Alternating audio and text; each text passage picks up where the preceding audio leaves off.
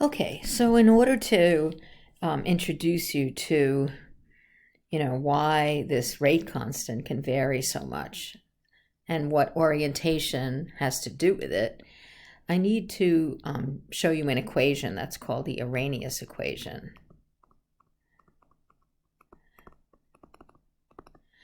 And the Iranian equation is an expression for the rate constant, and it consists of two parts.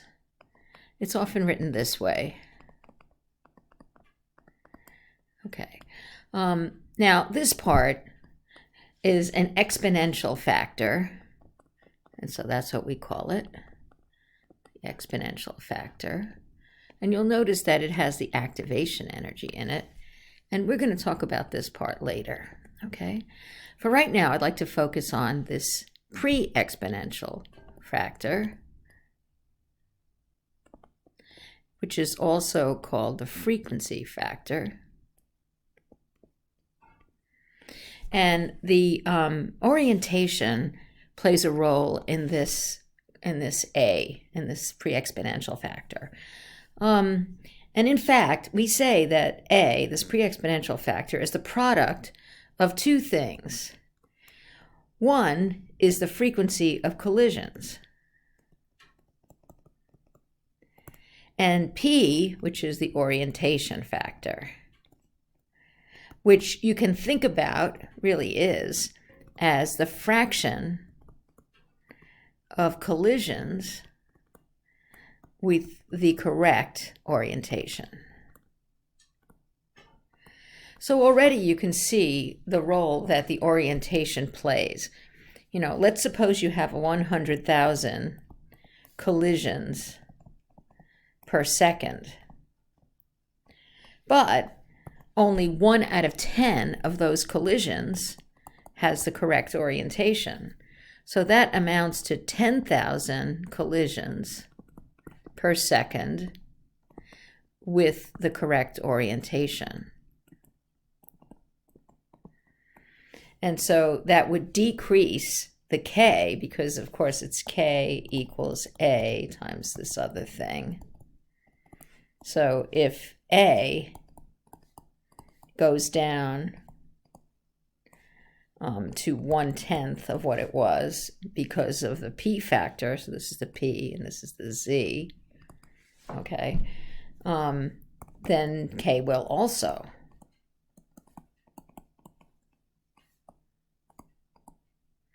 So, you could even envision a situation where, maybe only 1 in 1,000 or maybe only 1 in 10,000 collisions would have the right orientation. So this P factor has got to be, it's basically going to be less than 1, because you're never going to be able to multiply the collisions per second by an orientation factor that's going to increase that number. Generally there are many different ways to have wrong collisions, but you can't really, end up with more collisions than what you started with. You either decrease the number of collisions because of a bunch of wrong collisions, or maybe every collision would work. So you're going to never get a value of P that's going to be greater than 1.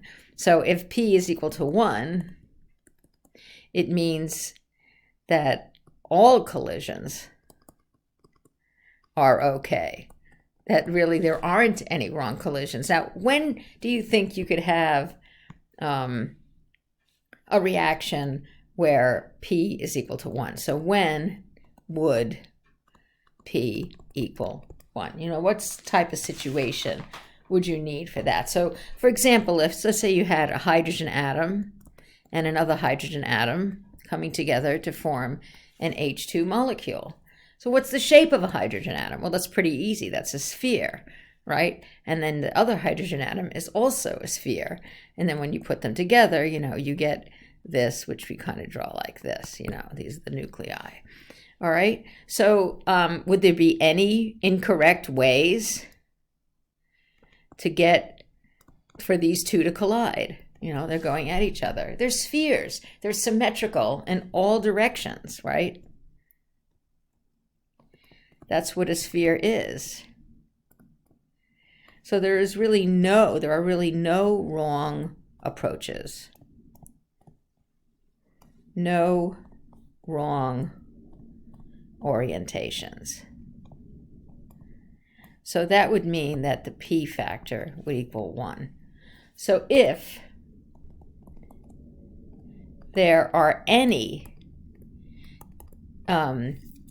incorrect or, wrong orientations, if there are any ways of getting an orientation that isn't correct, then p would be less than 1. So basically, you can have p be any fraction up to 1. And it would be only 1 for if you had spheres colliding. So that's the p factor and its role in the Iranian equation. Okay, so what about the rest of it? So because I have this very mathematical looking expression, and I have this pre-exponential factor that I've already talked about, and then I've got this thing called the exponential factor. And this is a really, really big deal. This is the biggest deal of this equation. And this has to do with what I've said is called the activation energy, EA. So let's talk a little bit about activation energy. So when you have a reaction, so you're going from reactants to products, why do you need an activation energy? Let's suppose your reactants are here and your products are here. Okay, why can't the reaction just go like this? If this is energy over here, right? So why can't it do this? Or in a situation, this would be an exothermic reaction. What if you had an endothermic reaction? And so you're like going from this to this. So why can't you just do this? Why not just, go up a little bit? Why do you need an activation energy? Well, first of all, what would the activation energy look like on a diagram like this?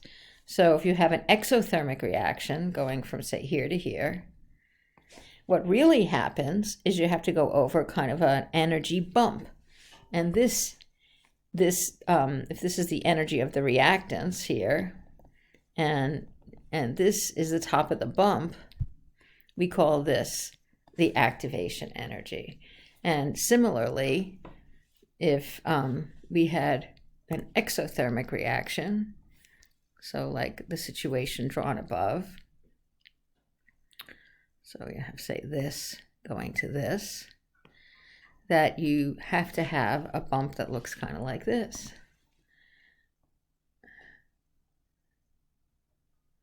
In other words, you end up getting up higher. So this is the activation energy. This is the energy of the reactants and the energy of the products. So we call this the energy profile of a reaction. And this activation energy is extremely important. So the first thing I'd like to explain is, why is there an activation energy? Right, so I'm getting back to this idea of why you can't go directly from reactants to products, but you have to go over this crazy bump in the middle. And similarly, for an endothermic reaction, you can't just go up a little like is shown here. You have to go over this crazy bump here in order to get to the products. So we have to think about what's going on in a chemical reaction. And I'd like to go back to the same example I talked about already. Okay, so here's my ClNO2, and here is my NO. And we're going to be forming a bond here, okay? But what's happening is that, you see, here's the bond. I'm focusing in on this bond here between the N and the Cl. And here, that bond has to become stretched. Similarly, this double bond here has to become stretched. That's what this illustration is the stretched double bond of the NO. And what happens when you stretch a bond? All right, well, when you break a bond, it requires energy. So stretching a bond requires energy as well. Oh, well, you say, of course, we're going to form a bond. This is where the bond is going to form. But that bond hasn't formed yet. Now, forming a bond releases energy, but stretching bonds require energy. And it turns out that you end up requiring more energy to form that activated state. So what we call this is the transition state or activated complex. And it ends up having a high energy because the bonds that are forming haven't formed yet. Not quite. And the old bonds are being stretched, which requires energy. So, this situation here is really not stable, which is another way of saying it's a high energy situation. Okay, the bonds are not the right length. It has a higher energy than either the reactants or the products.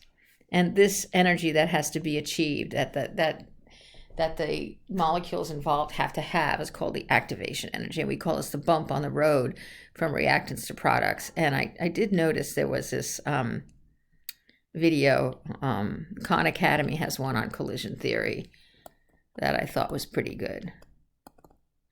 If you want to take a look at that in your spare time, right? Okay.